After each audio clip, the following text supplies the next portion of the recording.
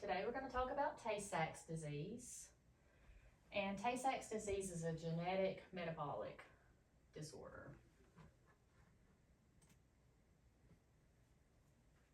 So you have to have two parents with a recessive gene, not the dominant, but recessive gene, which means that they show no signs and symptoms of the disease. And that's how the child inherits the trait, sort of like sickle cell disease. It's caused from a deficiency of the enzyme B-hexasaminidase A, which I'm going to call hexa. This enzyme is a lysosome which breaks down an excess amount of lipids that build up in your cells, and what happens is when there is a small amount or a decrease in the B-hexasaminidase, then the gangliosides, which is the lipids, build up and they start to degenerate your cells, and then your cells eventually they die. And this affects the central nervous system drastically, and it leads to retardation.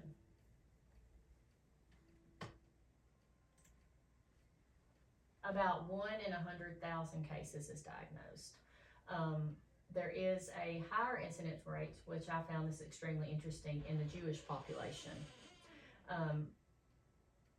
Those with Eastern European descent also are at a higher risk, and then that brings in the Cajun population of Louisiana, which I found that pretty interesting.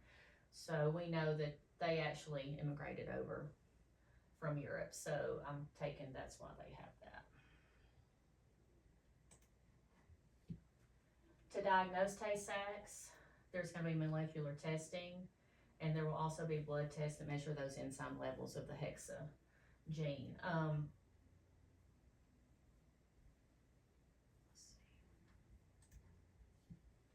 Signs and symptoms. This is a very, very, I hate to say, hateful disease. It's very debilitating. Seizures that are very hard to maintain. They have a hard time controlling seizures.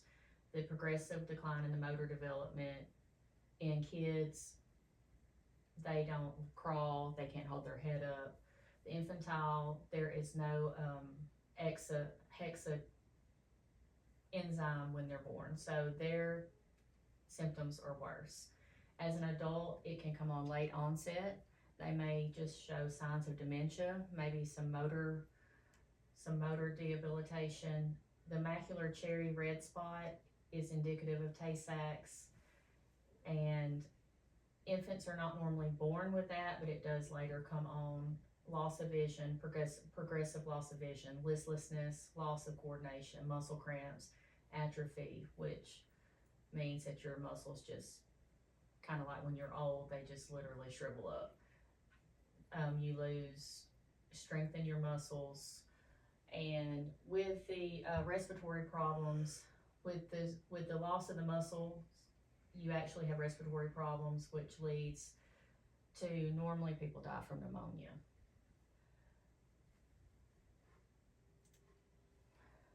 There's no treatment for Tay-Sachs. You're just basically treating the symptoms.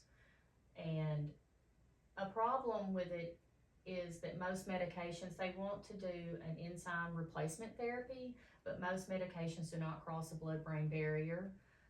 It's kind of the same as with Parkinson's, the same way with those medications. You can take those, but that barrier can't get across it. So we treat the symptoms.